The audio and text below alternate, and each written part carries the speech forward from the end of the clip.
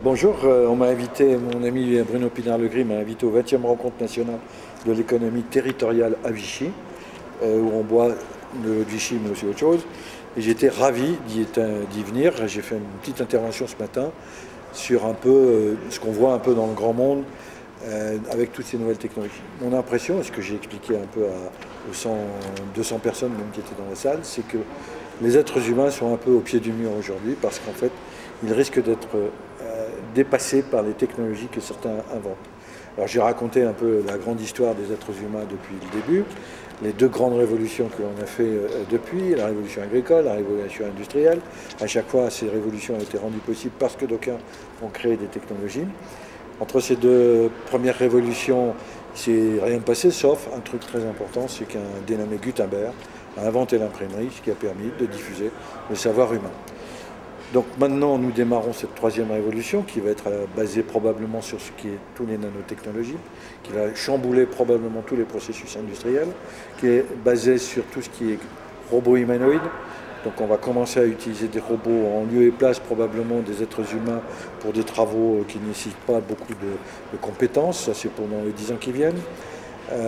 Ensuite, on va avoir tout ce qui concerne la génétique et le tripotage, si je puis dire, de la matière vivante, puisqu'on a séquencé l'ADN humain, mais on va séquencer l'ADN de toute la création, de tout ce qui vit. Ça, c'est pendant les 10 ans qui viennent aussi. Et donc, à quoi ça va aboutir? On ne sait pas très bien.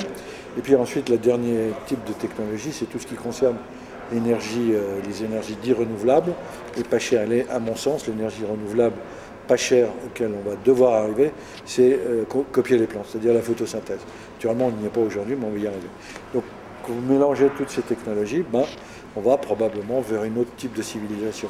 Et l'Internet va jouer le même rôle que l'imprimerie, mais entre la deuxième et la troisième révolution, mais à une puissance et une explosion qui n'a rien à voir avec le papier. Alors, ce que j'ai dit aussi, effectivement, l'Internet, c'est l'Internet à très haut débit et c'est tout ce qui est outil du Web 2.0. Très haut débit, ça veut dire quoi? En gros, ça veut dire qu'il faut remplacer le fil de cuivre qui arrive chez vous, pour tout le monde, par de la fibre optique et permettre d'avoir dans ce pays du très très haut débit. Alors pourquoi c'est important? Eh bien, c'est comme les autoroutes. Vous avez une autoroute qui passe à côté de votre village, il y a une bretelle, s'il y a une bretelle, vous allez faire du développement économique. Ben là, c'est exactement la même chose. Si vous avez du très très haut débit dans les baronnies provençales dont on a parlé ce matin, eh bien, probablement, ça ne suffit pas. C'est une condition nécessaire, mais pas suffisante. Vous allez avoir des tas d'entreprises japonaises, américaines, qui n'ont pas ça, enfin les Américains en tout cas, ils n'ont pas de très haut débit, qui viendront s'installer en France. Or, si on le fait avant les autres, si on le fait avant les États-Unis ou les autres pays européens, la France acquiert un avantage concurrentiel extrêmement important. Donc c'est très important pour l'avenir du pays, c'est très important pour les jeunes Français comme vous. Ça, c'est le premier point au niveau de la fibre. Mais c'est compliqué, la France. On n'y est pas encore, on va y arriver, mais on ne sait pas, etc. Après, il y a tous les outils du Web 2.0 qui sont arrivés après l'explosion de la bulle Internet. Et là, c'est l'arrivée des blogs, encore qu'on en avait un peu avant.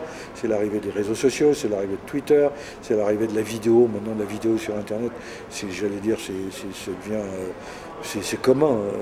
Les gens font des films, ils le posent sur YouTube, sur Vimeo ou autre. Et d'autres systèmes sont en train de se mettre sur pied. En fait, ce qui se passe dans ce pays, c'est que vous avez les jeunes français, mais c'est complètement, on n'en parle pas dans les médias traditionnels 1.0, qui sont en train de révolutionner le pays. En fait, c'est eux qui vont réformer le pays. Et ces gens-là sont en train, inconsciemment ou non, ils vont reformer complètement tout le système économique, qui va passer du 1.0 avec les technologies traditionnelles que sont le papier, le téléphone, la télévision, etc. Et tout va être basé maintenant, dans les mois et années à venir, sur la plateforme Internet, TCP/IP, avec tous ces outils qui arrivent et qui vont permettre, en fait, probablement de vivre, d'apporter des services, notamment dans les campagnes, mieux que dans les villes, à condition d'avoir du très haut débit, et surtout, ça va coûter moins cher. Donc il y a des tas de gens qui voudraient avoir ça, mais il y a des tas de gens qui sont contre ça. Alors très haut débit, qu'est-ce qu'on va en faire du très haut débit? Eh bien, on va en faire des tas d'applications auxquelles on ne pense pas aujourd'hui. Donc la nature ayant horreur du vide, ces tuyaux vont se remplir. Alors ils vont se remplir avec quel type d'application? D'abord, ça va aller plus vite. Si ça va plus vite, vous allez avoir des gains de productivité énormes par rapport aux applications traditionnelles de mail, de blog, enfin tout ce que vous voulez. Mais surtout, vous allez pouvoir mettre en place des applications extrêmement fluide dans le domaine du 3D interactif, dans le domaine des mondes virtuels. Pourquoi c'est important?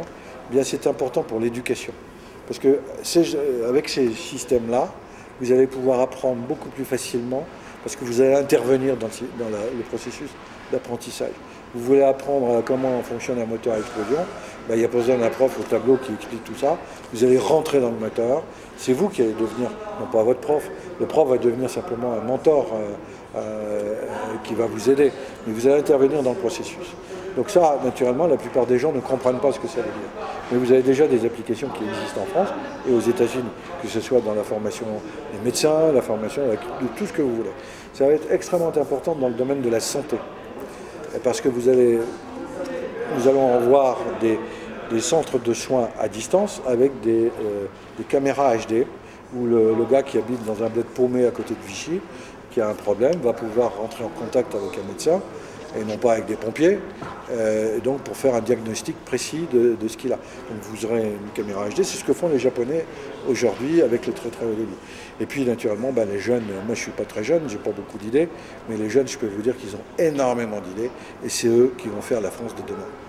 C'est eux qui vont faire la France 2.0.